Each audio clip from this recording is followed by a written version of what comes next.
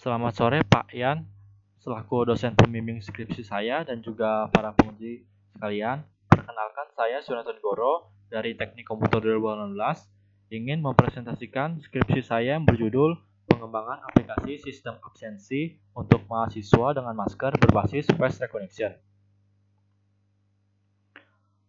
Pada kesempatan kali ini, terdapat beberapa topik pembahasan, diantaranya pendahuluan, dasar teori, pengembangan aplikasi sistem absensi, implementasi dan analisis sistem, dan kesimpulan. Yang pertama ada pendahuluan. Penelitian ini muncul karena terdapat pandemi COVID-19 yang saat ini masih beredar dan juga terus berkembang variannya. Nah, berdasarkan informasi dari WHO, dari sejak awal COVID itu kan diperuntukkan kepada masyarakat banyak untuk menggunakan protokol kesehatan. Salah satunya adalah untuk menggunakan masker. Dan juga selain itu dianjurkan untuk menjaga jarak dan juga menjaga kontak tangan atau kontak tubuh pada benda yang sering digunakan di masyarakat umum. Nah, dari itu saya meneliti mengenai apa sih yang bisa membantu untuk mengurangi penyebaran COVID-19 ini. Di antaranya ini saya menemukan di banyak mahasiswa itu masih menggunakan absensi yang membutuhkan kontak seperti biometrik sidik jari ini. Nah, mengapa ini bisa menyebarkan COVID-19 itu? Dikarenakan sidik jari itu membutuhkan kontak pada tombol yang sama yang digunakan oleh banyak mahasiswa. Maka dari itu dikembangkan aplikasi sistem absensi untuk mahasiswa dengan masker. Jadi mahasiswa itu juga tidak perlu membuka masker agar mencegah dan mengurangi risiko terkenanya COVID pada saat absensi. Berikut ada tujuan penelitian yang saya ambil pada skripsi saya. Yang pertama itu mengembangkan sebuah aplikasi sistem absensi berbasis face recognition yang dapat mengenali wajah dengan masker. Yang kedua ada menganalisis kemampuan sistem dan batasan yang diberikan oleh sistem. Dapat dari pengambilan foto sampel atau juga dari pada saat pengenalan face recognition-nya. Yang ketiga ada membuktikan penggunaan implementasi sistem pengenalan wajah dengan masker dan tanpa masker terhadap mahasiswa.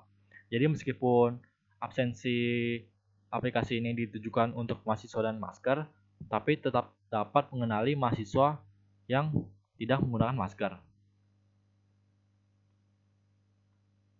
Selanjutnya ada batasan penelitian pada skripsi saya, yaitu sistem dirancang dengan metode CNN dan pemanfaatan ResNet untuk mengenali wajah mahasiswa tanpa masker dan dengan masker.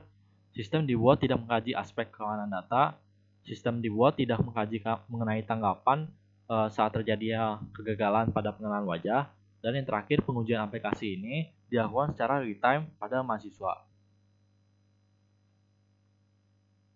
Terdapat metodologi penelitian untuk menyelesaikan skripsi saya, yaitu studi literatur, konsultasi dengan dosen pembimbing, pengembangan sistem requirement, pengembangan desain sistem aplikasi dengan menggunakan pustaka Tinter. Selanjutnya ada implementasi sistem aplikasi dan dilanjutkan dengan melakukan uji coba. Selanjutnya itu ada melakukan analisis terhadap hasil dari uji coba sebelumnya, dan yang terakhir ada kesimpulan dari keseluruhan penelitian.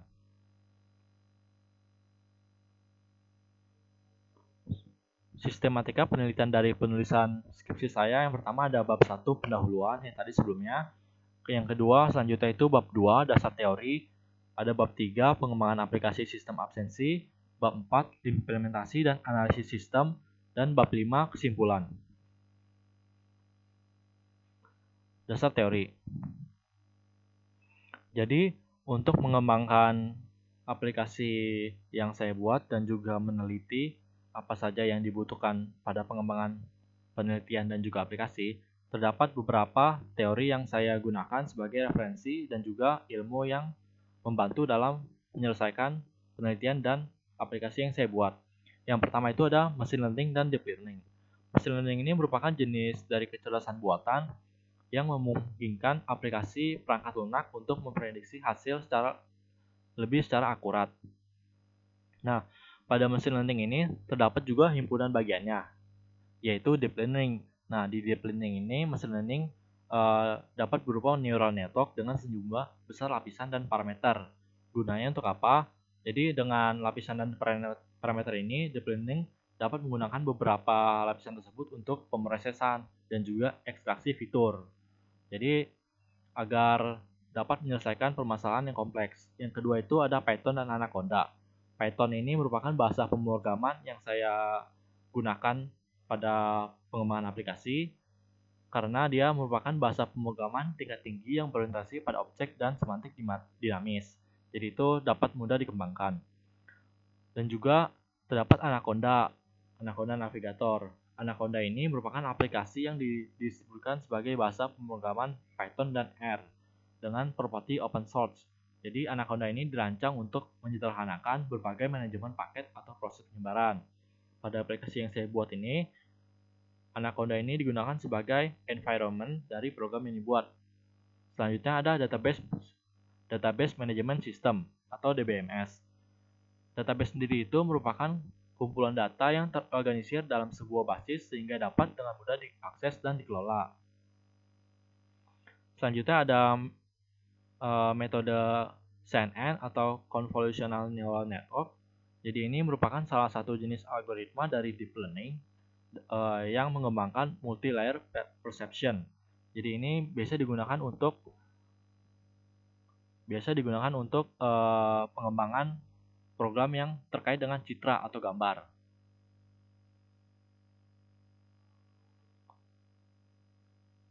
Nah, dari pengembangan face recognition yang dibuat di aplikasi itu dikembangkan juga dengan metode CNN ini agar dapat mengenali wajah dan juga mendeteksi wajah. Di CNN ini terdapat arsitektur yang terdiri dari 3 lapisan. Yang diantaranya itu ada convolution, max pooling, dan classification. Nah, dengan melewati lapisan tersebut, program dapat mengenali wajah di antara foto sampel yang ada pada database. Selanjutnya ada ResNet atau Residual Neural Network. ResNet sendiri ini merupakan model bagian dari fungsional delete. Kegunaannya sendiri itu untuk mengekstraksi wajah menggunakan framework. Jadi di ResNet ini terdiri dari beberapa lapisan konvolusi yang berguna untuk mengatasi berbagai masalah kompleks saat yang dihadapi saat mengenali gambar. Jadi biasa ResNet ini dia menggunakan model agar dapat mengenali dan juga mengekstraksi bagian dari wajah. Selanjutnya ada Tkinter. Nah, Tkinter sendiri ini merupakan salah satu graphical user interface dari library pustaka Python yang digunakan untuk graphical user interface tadi. Jadi pada program yang dibuat itu user interface-nya menggunakan Tkinter. Selanjutnya ada SAM. SAM ini itu sendiri merupakan gabungan dari beberapa kit solusi web open source yang menyediakan pengiriman antara lainnya itu ada misalkan Apache, MySQL, dan PHP, dan lainnya. Nah, kegunaan SAM sendiri itu pada aplikasi itu digunakan untuk manajemen database pada MySQL. Jadi agar MySQL dapat berfungsi pada localhost, dia menggunakan SAM itu. Yang terakhir ada face recognition. Nah, face recognition ini merupakan proses identifikasi yang dilakukan oleh perangkat lunak dalam teknologi tertentu untuk menentukan kesamaan atau keakuratan dalam dua gambar wajah. Jadi pada program juga itu dia menggunakan berbasis face recognition ini.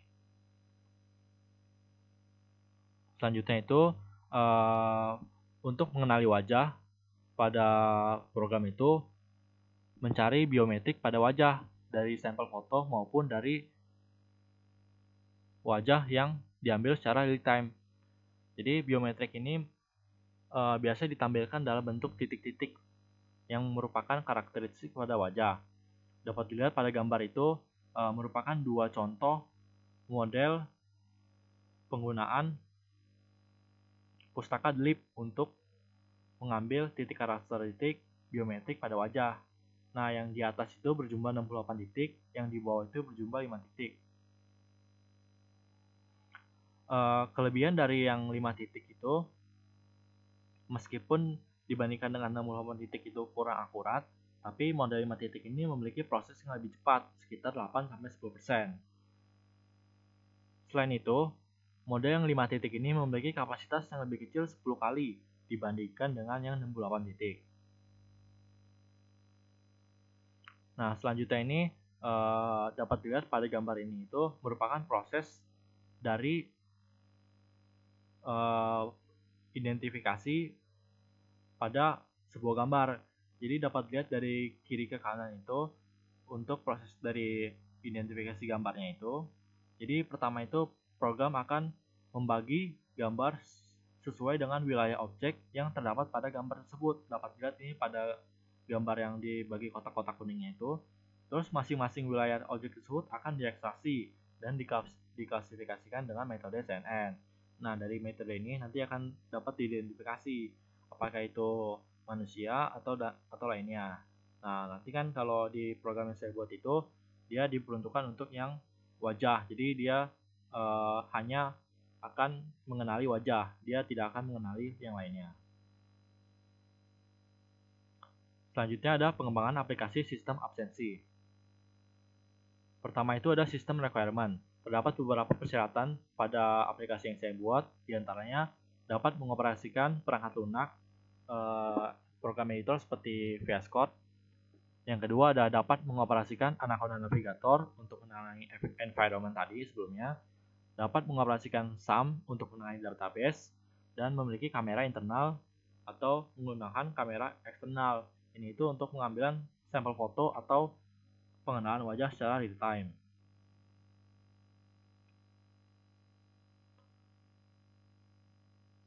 Nah, selain itu pada sistem juga terdapat beberapa persyaratan untuk mahasiswanya. Yang pertama itu informasi dan sampel foto mahasiswa harus sudah terdaftar pada dalam database kalau ingin wajahnya dapat dikenali. Yang kedua itu sampel foto mahasiswa diambil dengan jarak dan pencahayaan yang cukup agar program dapat mengambil foto keseluruhan dan juga mengenalinya dengan jelas. Nah, terakhir ini ada sistem requirement agar sistem itu dapat bekerja dengan baik. Yang pertama itu sistem dapat mengenali mahasiswa yang hanya telah mendaftarkan diri sesuai dengan persyaratan yang dibutuhkan. Yang kedua itu proses pengambilan sampel foto dan mengenali wajah itu membutuhkan jarak antara kamera dengan wajah itu yang cukup, jadi tidak terlalu dekat atau tidak terlalu jauh, dan juga pada pencahayaan yang cukup, tidak terlalu gelap atau tidak terlalu terang. Yang terakhir itu sistem dapat mengubah informasi dan sampel foto mahasiswa untuk mengurangi kesalahan. Jadi misalkan kalau misalnya ada informasi seperti nama yang salah atau juga sampel fotonya ada yang buram, itu dapat diganti. Nah, ini untuk alat dan bahan yang untuk mengembangkan aplikasi yang saya buat dan juga proses penelitian ini dapat dilihat untuk saya menggunakan laptop, kamera eksternal dan juga library Python. Dapat dilihat di sini untuk versi-versinya. Ini versi ini dapat mudah dilihat dengan menggunakan Anaconda Navigator. Jadi environment ini dapat mudah dengan dilihat untuk versinya juga. Selanjutnya ada struktur database program.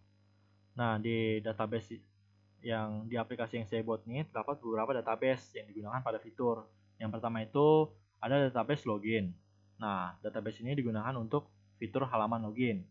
Jadi pada saat autentikasi administrator itu menggunakan database ini. Yang kedua itu ada database absensi. Nah, ini itu digunakan di fitur database mahasiswa untuk mahasiswa mendaftarkan diri pada aplikasi. Yang terakhir ini ada database mahasiswa. Nah, ini itu pada fitur absensi mahasiswa. Jadi, informasi di dataset itu akan terlihat pada fitur absensi mahasiswa. Di setiap database ini terdapat datasetnya masing-masing yang diperlukan untuk diisi agar dapat diterima oleh program. Selanjutnya ada desain aplikasi yaitu topologi. Nah, aplikasi ini dapat dilihat untuk tahapan dan cara kerjanya itu. Nah, untuk secara umumnya itu tahapan tersebut dapat dibagi menjadi 5 bagian. Yang pertama itu administrator melakukan autentikasi pada halaman login. Yang kedua, mahasiswa mendaftarkan diri pada fitur database mahasiswa. Yang ketiga, program mengenali mahasiswa pada fitur face detection. Yang keempat tuh mahasiswa akan terdaftar dalam database absensi apabila berhasil dikenali oleh program. Dan yang terakhir itu administrator dapat mengecek absensi mahasiswa pada fitur absensi mahasiswa. Jadi dapat lihat tuh di list-list mahasiswa yang telah absen di program. Selanjutnya itu ada desain aplikasi. Nah, yang untuk pertama itu desain aplikasi untuk fitur halaman login. Dari desainnya itu dapat dilihat di sebelah kiri, sedangkan untuk cara kerja dari fitur ini dapat dilihat di sebelah kanan. Jadi secara singkatnya itu pada halaman ini administrator akan mengisi username dan password yang akan diautentikasi dengan database. Apabila benar, maka program akan mengalihkan ke halaman berikutnya, yaitu halaman menu utama setelah menekan tombol login. Selanjutnya itu ada desain aplikasi pada halaman menu utama. Jadi dapat dilihat untuk gambarnya itu di sebelah kiri, desainnya. Sedangkan untuk cara kerja itu dapat dilihat sebelah kanan. Jadi pada halaman ini, administrator dapat memilih 4 fitur. Yang pertama ada database mahasiswa, ada yang face detector, absensi mahasiswa, dan keluar aplikasi. Selanjutnya itu ada desain aplikasi database mahasiswa. Nah, pada fitur ini, administrator dapat melihat mahasiswa yang telah terdaftar dalam aplikasi. Selain itu, mahasiswa juga dapat mendaftarkan diri dengan mengisi formulir yang ada di sebelah kiri. Itu ada datasetnya kayak ID mahasiswa, departemen, dan lain-lain. Nah, ini untuk cara kerja di database mahasiswa. Jadi itu setelah mengisi formulir terdapat ada 4 tombol. Jadi yang pertama itu ada add. Nah, itu gunanya itu untuk menambah mahasiswa baru. Yang kedua itu ada edit. Nah, jika ada kesalahan seperti sampel foto atau informasi pada mahasiswa itu dapat diedit. Yang ketiga itu ada delete. Nah, itu untuk menghapus profil mahasiswa. Yang terakhir itu ada clear. Jadi misalkan datasetnya sudah terisi, tinggal kita clear aja supaya menghapus semuanya. Selanjutnya itu ada desain aplikasi face detector. Nah, ini dapat dilihat untuk desain saat pengambilan atau pengenalan wajah ini di sebelah kiri, dan untuk prosesnya dapat dilihat di sebelah kanan. Jadi setelah sistem mengenali wajah mahasiswa yang menggunakan masker, dia akan lanjut apakah mahasiswa tersebut sudah terdaftar dalam database belum. Kalau sudah, dia akan lanjut lagi. Nah, terakhir apakah mahasiswa itu sudah absen belum hari itu. Kalau sudah atau kalau belum, dia akan lanjut lagi. Nah, setelah itu baru absen berhasil. Selanjutnya ada desain aplikasi absensi mahasiswa. Nah, ini dapat dilihat untuk desain halamannya di sebelah kiri. Di halaman ini terdapat daftar mahasiswa yang telah absen. Nah, di sini juga dapat terdapat beberapa tombol yang dapat digunakan. Ini dapat dilihat cara kerjanya. Yang pertama itu ada search. Nah, ini untuk menggunakan untuk cari mahasiswa berdasarkan nama atau dengan tanggal. Yang kedua itu ada database, tombol database. Ini digunakan untuk membuka database pada localhost di PHP admin. Yang terakhir itu ada show all. Nah, ini untuk memunculkan kembali semua data mahasiswa di list ini apabila sebelumnya melakukan search.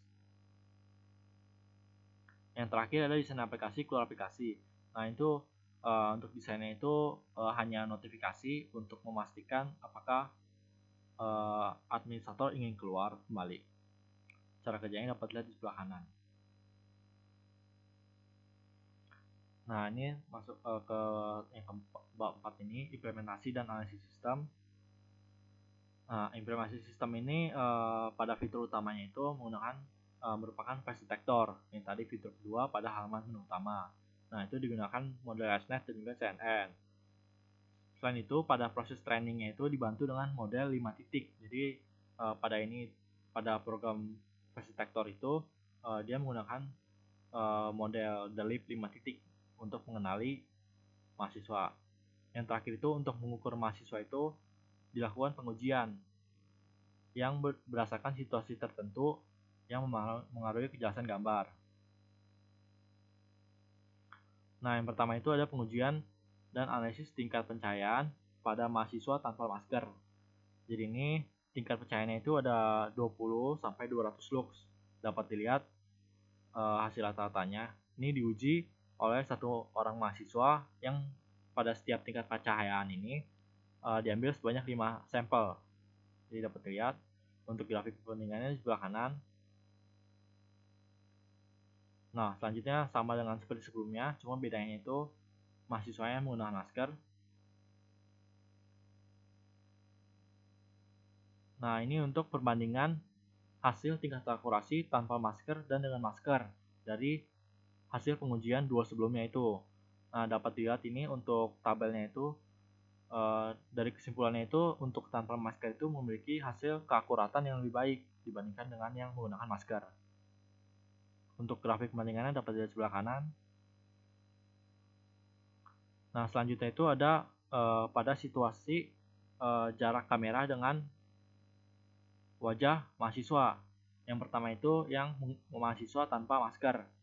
Jadi pengujian dilakukan pada jarak kamera dengan wajah itu 50 cm dan 100 cm. Nah, itu dapat dilihat untuk hasilnya itu. Ini hasil diperoleh dari 7 orang mahasiswa yang berbeda. Untuk grafik perbandingannya dapat dilihat di sebelah kanan. Nah, yang selanjutnya sama, cuma bedanya itu 7 orang mahasiswa itu menggunakan masker. Nah, ini untuk hasil perbandingannya dari jarak 50 cm dan 100 cm. Nah, hasil ini juga sama seperti yang pencahayaan, tanpa masker itu memiliki tingkat akurasi yang lebih tinggi dibandingkan yang dengan masker. Untuk grafik perbandingannya dapat dilihat sebelah kanan. Nah, dari seluruh penelitian yang saya lakukan, diambil kesimpulannya diantaranya antara lain aplikasi sistem absensi berbasis face recognition ini yang dikembangkan berhasil mengenali mahasiswa. Jadi meskipun tingkat akurasinya bervariasi, tapi mahasiswa itu masih dapat dikenali. Yang kedua itu perbedaan jarak antara kamera dengan wajah saat proses mengenali wajah dengan menggunakan aplikasi sistem absensi dapat mempengaruhi tingkat akurasi. Jadi dapat dilihat dari pengujian yang dilakukan, jarak antara kamera dengan wajah itu berpengaruh untuk keakuratan dari hasil proses face recognition. Yang ketiga itu tingkat percayaan saat proses pengenalan wajah dapat mempengaruhi hasil tingkat akurasi. Nah, ini juga dibuktikan dengan hasil pengujian yang dilakukan sebelumnya. Dan yang terakhir itu tingkat akurasi pengenalan wajah dengan masker lebih rendah dibandingkan dengan tanpa masker. Nah, tadi udah disebutkan sebelumnya. Nah, ini untuk daftar pustakanya. Nah, mungkin sekian presentasi yang dapat saya sampaikan. Terima kasih. Apabila ingin melakukan demo video ini dapat langsung diuji coba. Di sini udah saya videokan mengenai tingkat aplikasi yang saya buat.